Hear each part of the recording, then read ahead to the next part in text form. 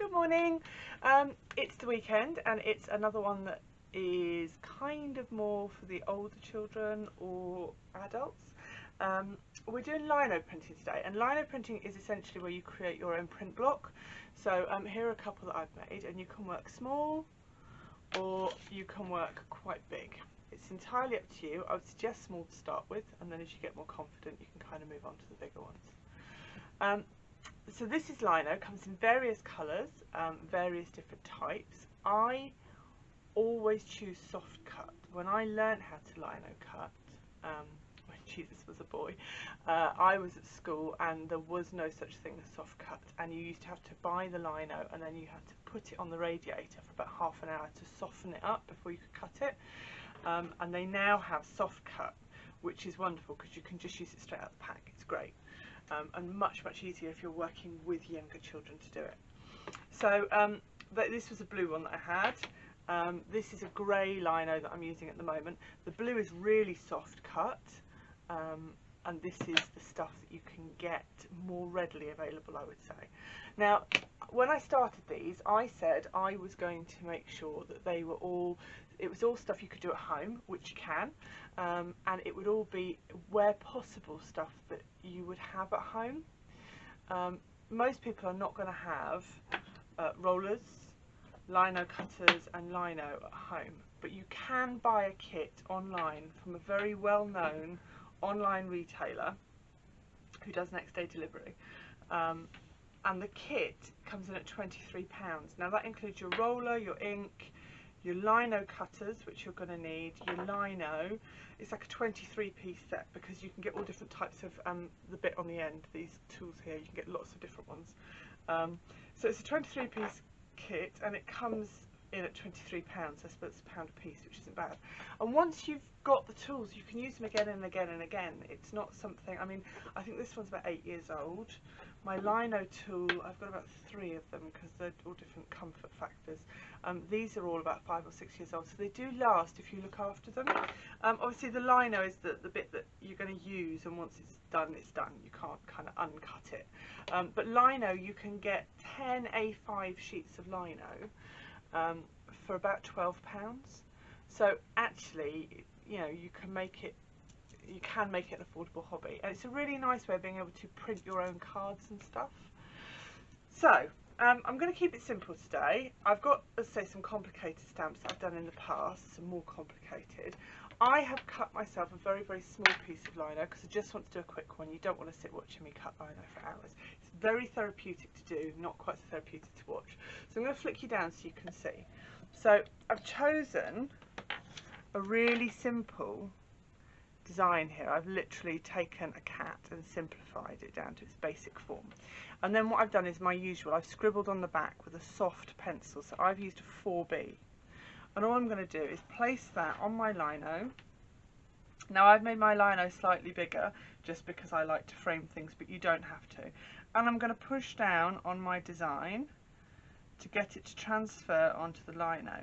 Now normally I would use carbon paper, but I am very aware that not everybody has carbon paper, so I'm trying to do things in an easy and more affordable way for you. So I've gone over my lines, and you may be able to see, I can see the design, I doubt it you'll be able to from there. Now at this point I will take a pen, a permanent marker. I'm getting better at not using brand names, you might have noticed. And I will just go over my lines that I want to use. There we go. And hopefully you'll be able to see this a bit better here. Okay, so that's meant to be a cat. I've made its head too big, but never mind. Right, so there are 2 ways you can do this. Whatever you don't cut out is what's going to print, if that makes sense. So I could cut all around my black lines, and then just my black lines will print, so it will print looking like this. Or I can do it in reverse, which is what I'm going to do just for the case of speed, and I am going to cut away the lines so my shape is actually almost the negative space. Oh, I've just slipped there, I have to make both these bigger. Now, can you see I'm watching my fingers? I'm making sure I'm cutting away from my fingers at all times. You can buy Lino safety cut blades. So it's like this, but instead of it being just pointy, there are two flat sides to it, which means A, you can't cut too deep, and B, it's much harder to cut yourself on them. So if you are doing this with younger children, I would recommend you get the Lino safety tool. And as I say, it does exactly the same job, but it's just a bit safer, because if you slip with one of these, I don't know how else to say it, it doesn't half hurt, it takes a bit of a chunk out. So I'm speeding around this, I'm not doing it as neatly as I should do, because otherwise it's going to be like watching paint dry, I imagine. So I'm just removing my lines. Now, I do move my hand, but when it comes to going around corners, rather than contort myself and kind of wrap myself up, I'm moving my lino. So I get to there,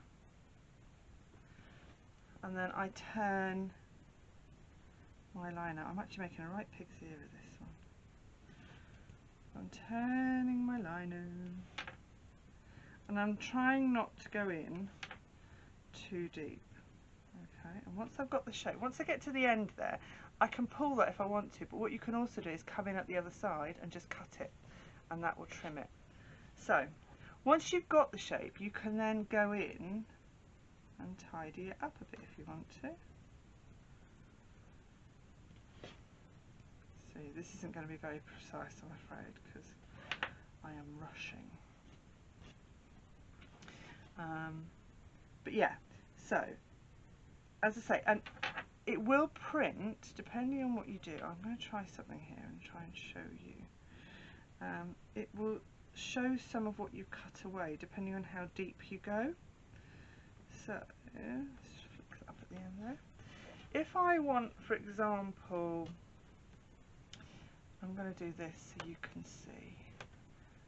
I'm going to make it look as though I'm removing it, so it's almost flashing out. Does that make sense? And you'll see in a minute that while I have removed most of it, because I've left little bits in, you get quite a nice effect, which can be really good if you want to do kind of shading, if that makes sense. Right, so when we come to print, you will see. Now, printing I'm going to do in a separate video, because I think short videos are slightly better. So, essentially, I have removed the bits that I want to print. That is really awful cutting, but you get the idea. Right, so if you look at, you get 2 videos today for the price of 1. So if you've done your lino cutting, then you can go over to your the next video, which is printing. But what I did want to talk to you about was doing letters. So when you print, everything will be in reverse. So if you, for example, write the word lino and cut that out, it's going to come out as onil. This all the letters will be back to front as well.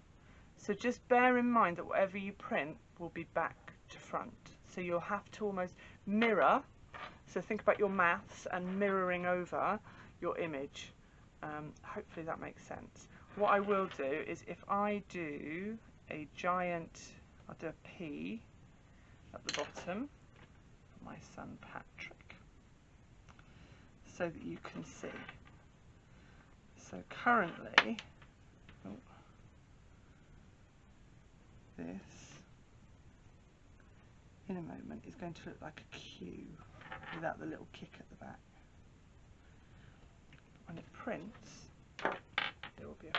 Okay, so come back for the next video and I will show you the printing. Okay, so see you soon.